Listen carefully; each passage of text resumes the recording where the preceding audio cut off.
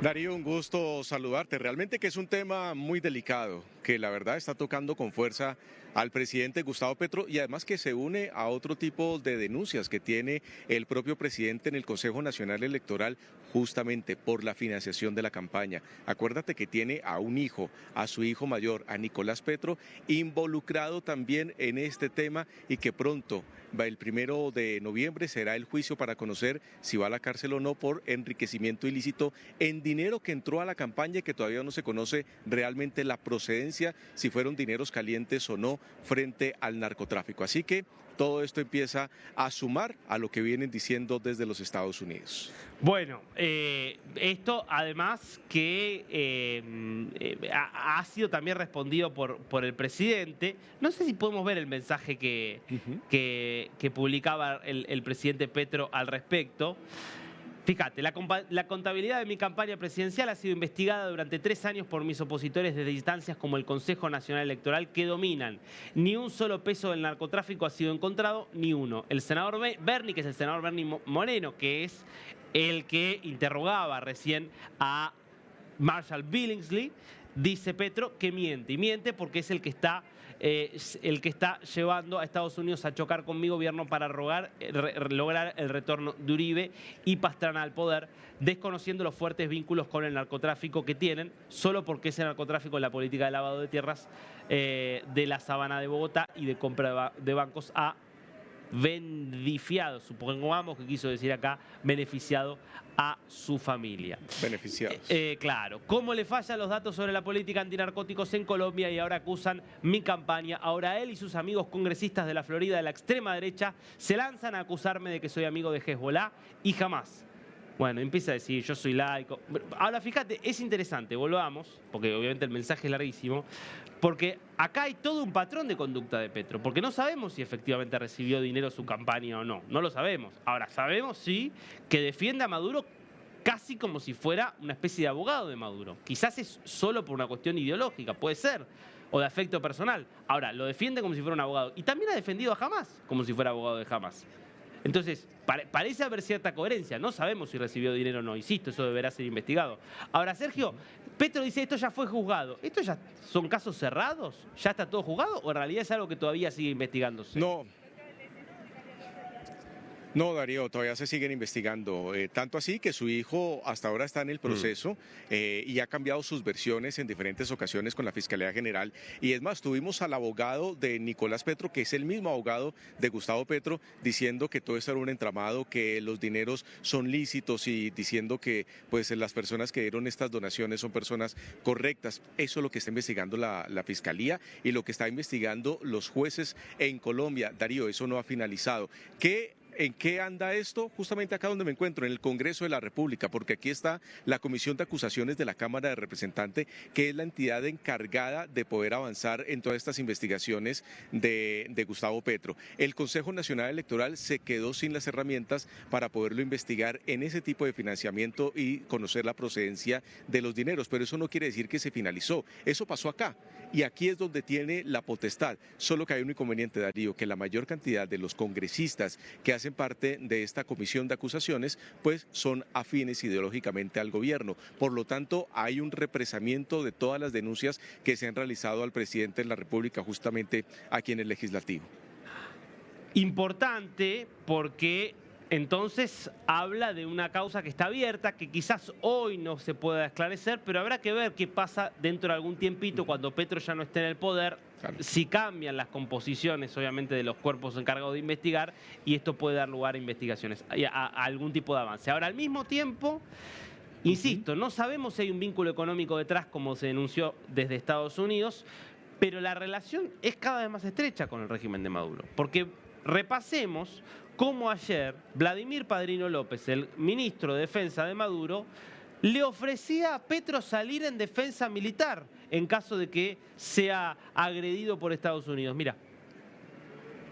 Colombia debe saber que cuenta con la Fuerza Armada Nacional Bolivariana. El pueblo de Colombia debe saber que cuenta de este lado con el apoyo moral, físico y el despliegue en nuestro territorio para enfrentar todas las amenazas que se ciernen sobre la frontera, sobre la frontera. Ahora hemos visto pues cómo el imperialismo norteamericano de un día para otro, señala al presidente de la República de Colombia como narcotraficante. Lo ofende y con la ofensa hacia él ofende al pueblo de Colombia, ofende a las fuerzas militares de Colombia, solamente porque ha dicho la verdad. Entonces, el que no diga sí, se arrodille y diga sí, baje la cabeza ante el imperialismo norteamericano, ya corre el riesgo de ser señalado como narcotraficante. Esa es la estrategia, pues burda, una estrategia de verdad estrafalaria, una estrategia sin sentido, una estrategia vulgar que ofende la inteligencia de los pueblos de América Latina y del Caribe. La ofende. Así pues que nuestra tarea, señor general de división, es mantener a raya todo grupo que genere violencia, expulsarlo de territorio venezolano, neutralizarlo si fuese el caso con la ley en la mano, respetando siempre los derechos humanos. Ahora, vos fijate, Sergio, ¿no? Y también para todos los que nos están viendo, qué decisión geopolítica la que ha tomado Colombia, que pasó de tener como principales socios militares a Estados Unidos e Israel a tener hoy como principal socio militar a la Venezuela de Maduro. Qué raro, ¿no? Claro, Darío, total. A esto súmale que en la zona binacional que están proponiendo entre ambos países, el punto más importante es la alianza militar entre ambas naciones, que el ejército bolivariano de Venezuela pueda estar en alta presencia en la frontera, que es una frontera muy porosa entre ambos países, y según los anuncios que ha hecho el régimen de Nicolás Maduro, son cerca de 30.000 hombres que estarían vinculados en varios departamentos, entre esos los cercanos a Colombia, y por el lado de Colombia, Gustavo Petro ha movilizado cerca de 25.000 uniformados. Es decir, esta alianza militar ya se está presentando, Darío, no solo este ofrecimiento que hace padrino por lo que está pasando con Estados Unidos, sino que ya es un hecho, casi que lo está oficializando en una zona binacional que hasta el momento se pareciera que se encontrara en piloto, pero que ya va avanzando mucho más de lo que sabemos los medios y los ciudadanos de ambos países. Además, aquí Padrino habla, Darío, de neutralizar a todo insurgente que pertenezca a grupos al margen de la ley. En realidad no hemos registrado ni una sola noticia por parte de Venezuela que haya abatido algún cabecilla del ELN o de las disidencias de las FARC o del Tren de Aragua que esté funcionando en territorio venezolano. Entonces realmente parece que se queda solo en una narrativa nomás. Sí, es que pareciera que el principal cabecilla del cartel es Diosdado Cabello, difícil que lo puedan abatir a él. Ahora, en todo esto también hay que leer que esta respuesta de Padrino López tiene que ver con un cruce puntual que fue una derivación de la entrevista que dio con Daniel Coronel, el presidente Petro, cuando en el cierre de la entrevista dice, bueno, y si no, tendrá que salir Trump o tendrá que caer Trump. Ese cierre tan increíble de la entrevista, que es el cruce que tuvo con Carlos Jiménez, congresista republicano de la Florida, cercano a Marco Rubio, cercano a Trump. Un cruce que siguió y que sigue hasta hace un ratito, seguían escribiéndose. A ver, vamos a hacer el repaso de lo que ha sido esta cadena de mensajes y respuestas. Primero, Carlos Jiménez muestra la entrevista, el cierre de la entrevista, dice en una entrevista, el presidente de Colombia, narcoterrorista en jefe, así lo llama a Petro, ha amenazado con derrocar al presidente Trump. Las amenazas de Petro deben ser tratadas con seriedad. Él es una verdadera amenaza a la seguridad de nuestro hemisferio, durísimo. El congresista Jiménez le contesta a Petro, yo no amenazo a Trump, solo dije que Trump cambie su corazón de defender políticas de muerte en el mundo como el genocidio en Palestina por políticas de vida. Si no hay ese cambio, pues el propio pueblo de Estados Unidos cambiará a Trump porque no se puede ir al subsidio general. La verdad es que Petro no había dicho esto en la entrevista, acá cambia su versión en el mensaje. Ahora Jiménez le vuelve a contestar. ¿Qué le dice Jiménez? Señor Petro, No sé si es durísimo, lo que le dice Jiménez es terrible. Señor Petro, no sé si es que la droga que consume le ha dañado el cerebro o si es el afán de protagonismo que tiene. Dices una cosa y luego te contradices. Has demostrado ser todo un payaso que le ha salido muy caro al pueblo de Colombia. Y Petro, después de esto, vuelve a la carga. Siempre el insulto indica el tamaño del cerebro. Entre más insulto, menos cerebro. Es increíble, aparte del nivel. Por momentos parecen dos chicos peleándose, ¿no? Son, insisto, un presidente de un país importantísimo como Colombia y un congresista estadounidense. Y le vuelve a decirle, congresista Jiménez, si se trata del tamaño de cerebro, el suyo ya debe estar hueco. No sé si será la cocaína o los hongos alucinógenos que lo hace publicar estas sandeces a las 2 de la mañana. Debe acudir a un centro de rehabilitación. Acá en Estados Unidos le podemos recomendar uno bueno. No podría ir porque no tiene la visa, ¿no, Sergio? A todo esto. Sí, total, Darío. Mira, esto ha llegado a un punto de descalificación de lado y lado. Todo lo que rodea al presidente colombiano siempre termina en esto, en insultos, termina en mensajes de grueso calibre que realmente no ayudan a desescalar este conflicto diplomático que se está llevando con los Estados Unidos. Y el presidente Gustavo Petro se había comprometido con John McNamara, si recuerda, lo habíamos dicho aquí en D-News, en la reunión justamente cuando lo habían calificado desde Estados Unidos, que era el líder del narcotráfico y que los estaba amenazando, estaba el fantasma de los aranceles. Se ha comprometido a bajarle el tono.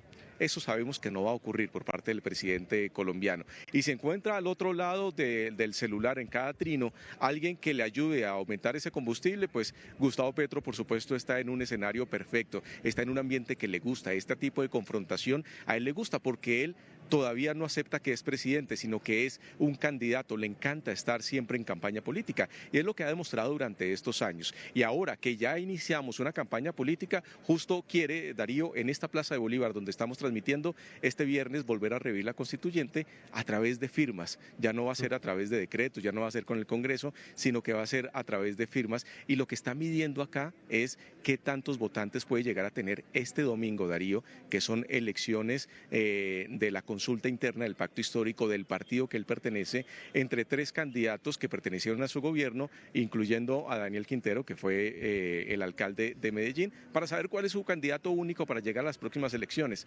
O sea que aquí se está jugando el todo por el todo el presidente de la República, y este tipo de discusiones con personalidades, con representantes muy influyentes en Estados Unidos, por supuesto que le da el combustible que él necesita en materia electoral en Colombia. Bueno, va a ser importante lo que pase el domingo, sin dudas. Esto en paralelo a la fuerza política, o mejor dicho, la institución política en Colombia que está tratando de moderar esta disputa, que es claramente el Congreso. Contanos, Sergio, lo que votó ayer la Cámara de Representantes y vamos a ver si después además podemos conversar con uno de los protagonistas de esta decisión.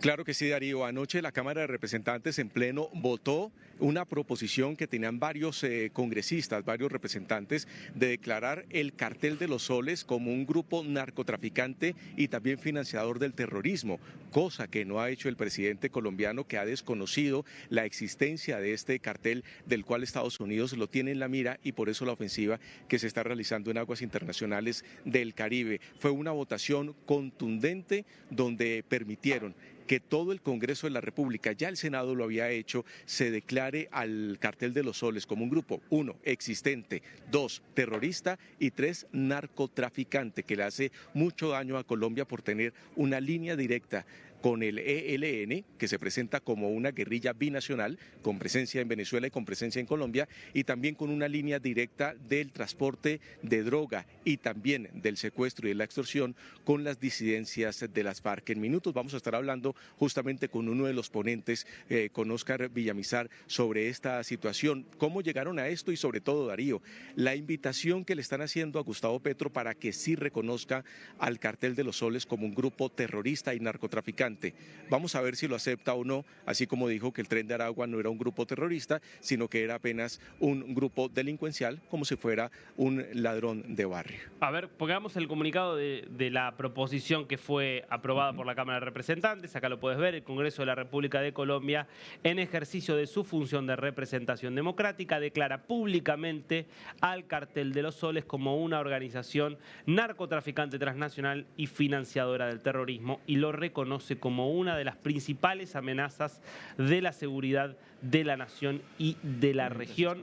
Bueno, continúa obviamente este mensaje, pero está claro, aquí es el Congreso tratando de alguna forma de hacer lo que no está haciendo el presidente, de llevar al presidente a un cauce que sea más provechoso para la seguridad y los intereses de los colombianos. Difícil que el presidente reaccione. Sergio, volvemos en un ratito con obviamente una nota que va a ser bastante interesante para ver cómo se está viendo esto allí desde el Palacio Legislativo. Claro que sí, Darío. Voy a ingresar y ya estamos en directo con la entrevista. Impecable.